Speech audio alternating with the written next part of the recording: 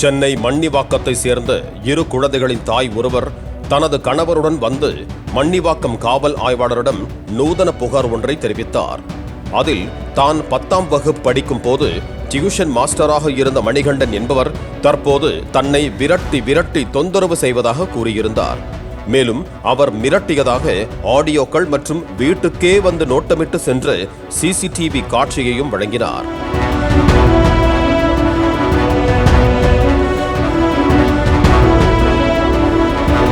இதையடுத்து மண்ணிவாக்கம் காவல் ஆய்வாளர் வானமாமலை செல்போனில் விசாரித்த போது மணிகண்டன் தன்னை ஒரு டான் ரேஞ்சுக்கு பில்டப் கொடுத்து பேசியதாக கூறப்படுகிறது. இதையடுத்து அதிகாலை வேளையில் மணிகண்டனின் வீட்டுக்கு சென்ற போலீசார் அவரை பிடித்து விசாரணைக்கு அழைத்து வந்தனர். விசாரணையில் மணிகண்டனுக்கு திருமணமாகி 2 குழந்தைகள் இருக்கும் நிலையில் எதற்காக அந்த பெண்ணை விரட்டி பிளாக்மெயில் செய்தாய் என்று விசாரித்த போலீசாருக்கு திடுக்கிடும் தகவல் கிடைத்தது. 2009ஆம் ஆண்டில் விருதுநகர் மாவட்டம் மேட்டுக்குடியில் டியூஷன் சென்டர் நடத்தி வந்த போது மணிகண்டன் மீது புகார் அளித்த பெண் 10ஆம் வகுப்பு படித்து வந்ததாகவும் சரியாக படிக்காததால் அந்த மாணவி மீது தனி கவனம் செலுத்தி கற்றுக் கொடுத்து நல்ல மதிப்பெண் எடுத்து தேர்ச்சி அடைய வைத்ததாகவும் கூறப்படுகிறது.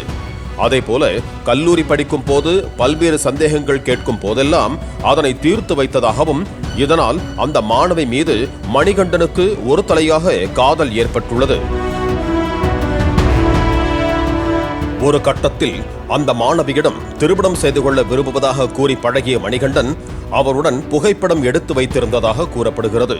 அவரது நடவடிக்கைகள் எல்லை மீறுவதை அறிந்த அந்த மாணவி அவரிடம் இருந்து எஸ்கேப் ஆகி செல்போனை சுவிட்ச் ஆஃப் செய்து கொண்டதோடு வீட்டில் பார்த்த மாப்பிள்ளையை திருமணம் செய்து கொண்டு சென்னைக்கு வந்து செட்டில் ஆகி உள்ளார். 15 ஆண்டுகளுக்கு பிறகு சில மாதங்களுக்கு முன்பு இன்ஸ்டாகிராமில் அந்த மாணவியை பார்த்த மணிகண்டன் மீண்டும் தனது காதல் கதையை தொடர முடிவு செய்துள்ளார். அந்த மாணவியின் பள்ளித்தோழி பெயரில் ஃபேக் ஐடியில் பேசி பழகிய மணிகண்டன் சாமர்த்தியமாக அவரது செல்போன் எண் மற்றும் வீட்டு முகவரியை பெற்றிருக்கிறார். திடீரென ஒரு நாள் அந்த பெண் வாடகைக்கு குடியிருந்து வந்த வீட்டின் முன்பாக போய் நின்று தன்னை மீண்டும் காதலிக்க வேண்டும் என கூறி தொந்தரவு செய்து மிகுந்த மன உளைச்சலுக்கு ஆளாக்கியதாக கூறப்படுகிறது. இதனால் அந்த பெண் வாடகை வீட்டை காலி செய்துவிட்டு தனது மொபைல் எண்ணையும் மாற்றிக்கொண்டு குடும்பத்துடன் மண்ணிவாக்கத்திற்கு சொந்த வீட்டுக்கு குடிபெயர்ந்திருக்கிறார்.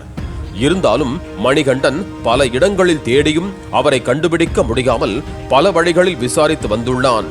அந்த பெண்ணின் குழந்தை படிக்கும் பள்ளியில் இருந்து அவர்கள் எங்கு சென்றார்கள் என்ற விவரத்தை பெற்று அந்த பெண்ணின் மண்ணிவாக்கம் முகவரியை கண்டுபிடித்து மணிகண்டன் மீண்டும் தொல்லை கொடுத்ததாக கூறப்படுகிறது.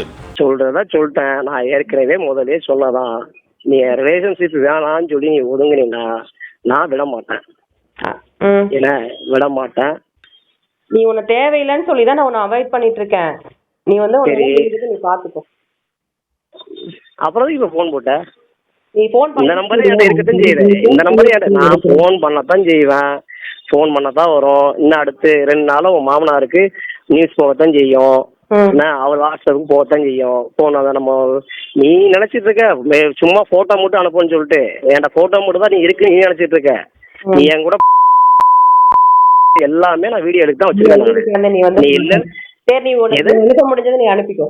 மணிகண்டனின் செல்போனை பறிமுதல் செய்த போலீசார் இவர் நடத்தி வரும் டியூஷன் சென்டரில் படித்து வரும் மாணவ மாணவிகள் யாரிடமாவது இதுபோன்று பிளாக்மெயில் அத்துமீறலில் ஈடுபட்டிருக்கிறாரா என்பது குறித்து தீவிர விசாரணையை தொடங்கியுள்ளனர்.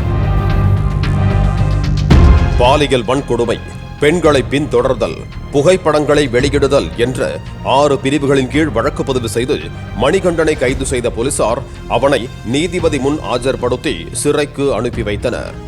பாலிமர் செய்திகளுக்காக தாம்பரம் செய்தியாளர் வசந்தன் மற்றும் வேல்ராஜ். பிளே ஸ்டோர் மற்றும் ஆப் ஸ்டோரில் இருந்து பாலிமர் செயலியை QR கோடு மூலம் பதிவிறக்கம் செய்யுங்கள். செய்திகளை உடனுக்குடன் பெறுங்கள்.